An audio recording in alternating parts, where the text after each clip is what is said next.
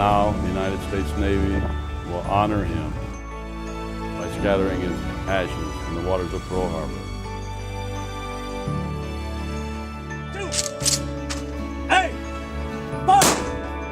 On a sleepy Sunday morning, like any other, the world we knew changed forever.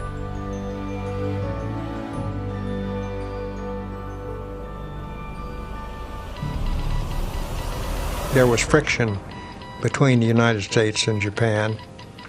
I didn't know that it was anywhere near an actual attack. When the general alarm sounded, I was the first one there, had the cover off of one of the 50 cal machine guns. The other one about halfway off. A torpedo plane coming in drops a torpedo and heads towards Battleship Row. I stop what I'm doing to follow the torpedo over to hit one of the battleships. I don't know whether it was in West Virginia, Oklahoma. And as I turned around to pull the cover off the rest of the way, another torpedo plane drops his torpedo heading there, and I see this big red ball.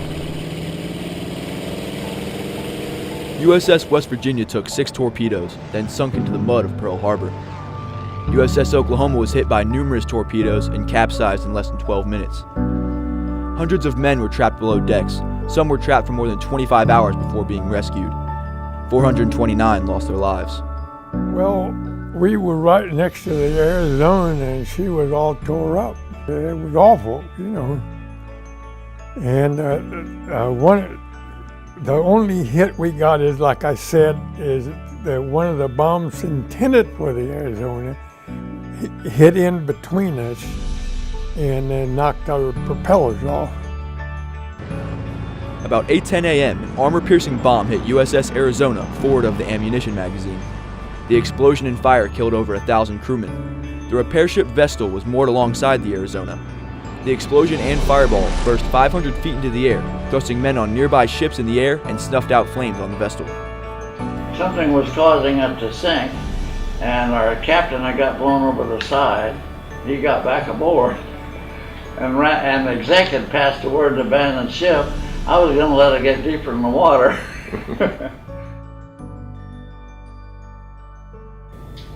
I could see the black smoke from one end to the other because the ships were on fire and burning up the oil. I started crying. I'm not ashamed to admit it, because of all the sailors that were trying to save themselves, and all the dead bodies were in the oil, and the ships were on fire and they were jumping off the ships. There were roughly 150 vessels in that harbor that morning. There were people who got killed on other vessels that morning. There were kids that did great things that morning. Never ever got recognized. The second wave of 170 Japanese planes arrived at 8:40 a.m. and was met with gunfire. The Japanese strike force continued to pound island airfields, Battleship Row, and the shipyards. By 10 a.m. the attack was over. The Japanese considered a third wave to hit the oil reserves, but ultimately decided not to launch another attack, in part because the U.S. aircraft carriers, still unaccounted for, still posed too great a threat. The Admiral felt the 2 waves of attacks had effectively neutralized the Pacific Fleet, which had been the objective. 21 vessels, including all 8 battleships, were sunk or damaged. 169 aircraft were destroyed, 159 more were damaged. American loss of life totaled 2,403 military personnel and civilians. 1,177 men, almost half the total, died on USS Arizona. Within weeks, 3 battleships were returned to service.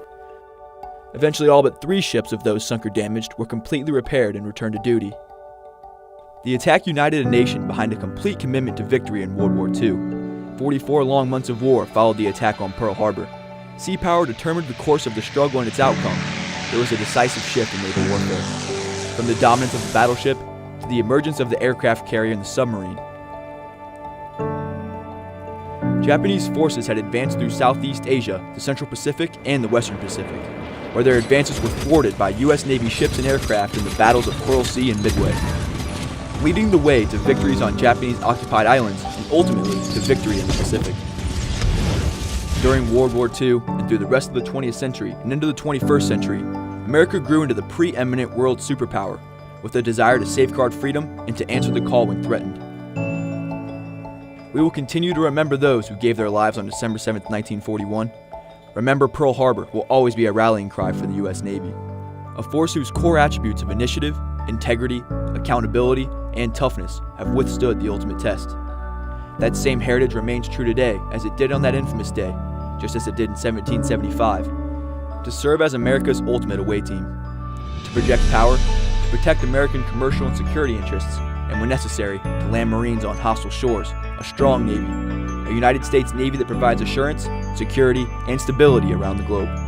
Yesterday, December 7th, 1941, a date which will live in infamy.